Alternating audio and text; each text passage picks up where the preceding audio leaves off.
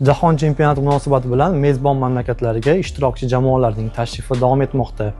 FIFA tomonidan musobaqa ishtirokchilariga turli yo'nalishlar bo'yicha maxsus dasturlar va yo'riqnomalar taqdim etib borilyapti.